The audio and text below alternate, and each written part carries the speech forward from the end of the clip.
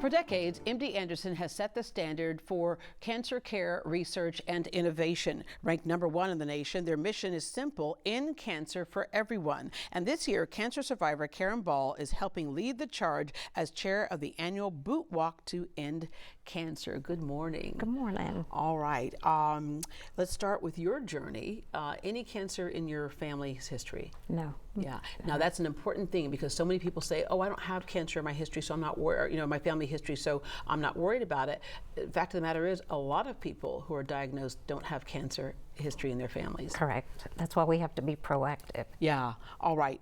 You have 2 sons, 3 granddaughters. You own a fishing charter in Galveston, and you were living your best life, and then you get this diagnosis. How did that come about? Were you having any symptoms at all? I was turning 50, and it was time for an annual colonoscopy. And it was found then, but when they found it, they realized it had been there for quite some time. Wow. What stage were you in? Stage 3. Wow. Yes. And so there you go. Once again, there's another thing that's valuable for people to understand is that they think, "Oh, I'll wait until there's any symptoms and I'll go in." Usually when you're presenting symptoms, it's in its later stages. But for you, you're saying you didn't really notice any symptoms. No, I didn't. All right. You heard the words, "You have cancer." What was, It kind of stopped you in your tracks. And I had a lot of fear, but I also knew that we lived close to the #1 cancer center in the nation.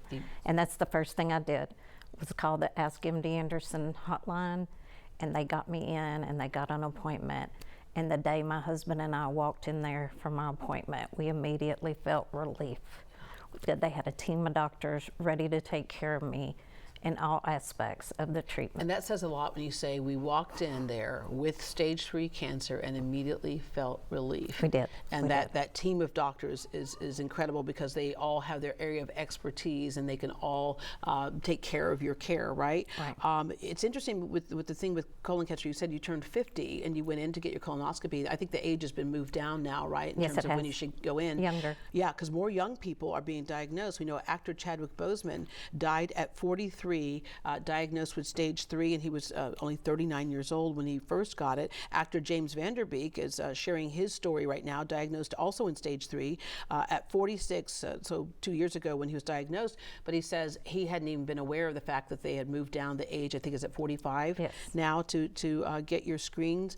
But it's almost 100% avoidable if you catch it in its earliest stages of what they call those polyps. Right? Mm-hmm. And when those polyps are removed, then the chance for cancer is removed. All right. You walked into MD Anderson one day and you saw something, and your husband saw something up there that led to where you are right now. Yes. He saw a flyer in the lobby while I was going through treatment, and he said, "Hey, they're having the very first boot walk to end all cancers, and let's do it." And I said, "Oh, I'm so sick, I don't know if I can." And he said, "Sure you can." And we walked that very first year. And it kept me coming back year after year after year. It was so inspiring because I've actually been a part of this several times too. Inspiring. Is that you look up and you see people in every stage. You have people who are on the other side of cancer who are saying, "Come on, you can get there." Mm-hmm. You see people who have not been diagnosed, but they just haven't dealt with any cancer at all, but they just want to be out there to encourage others. And then you see people who are in the thick of it. As you said, you felt so sick. People who feel so sick, but somehow they get that burst of energy. And it gives you hope. Yeah, yeah. It gives you hope, and to see all the other people, and you don't feel alone. We're all connected in some way or another. There's almost everybody you know has been affected by cancer in some way, even if they've never had it. It's their family, coworker, whatever. But so that first one was in what, 2016? Yes. So this is you're coming up almost on your 10th year anniversary. This is my 10th year, your 10th year of doing this. And so what's also amazing about this is in that 10 years, we've seen things change. At some point, cancer is just going to be a nuisance. That's it. We're getting there because there are certain things that were almost a death sentence not too long ago that now we know with early detection, it's like, okay, let's just get this out of the way and go on with your life. The Boot Walk to Tells. So give cancer the boot. People can show up. How do they go about? Do they register? They can register, and they can register online. And they could also register at the gates. The walk is on November 15th, and it'll be at Helix Park in the Medical Center. Yeah, $15 million raised since the first walk. This year's goal is $1.7 million. And it's just, like you talked about, is really encouraging out there. But it's also fun to see what people show up in terms of boots. What are your boots? Well, I have some alligator boots this year. And anyway, I love those, and I have some sparkle silver boots too. So I'm trying to decide which pair I'll wear. Yeah, because some people will wear, like, some of them wear army boots because, like, That's we're in a it. fight right now. Any Others kind will of wear boots. cowboy boots, That's sparkly it. boots, any kind of boots. And 100% of the funds directly support MD Anderson's mission to end cancer. So people can register, as you mentioned, but there's other ways to get involved. You don't have to actually be out at the walk. You can donate to it, right? Right, and you can also do it virtually.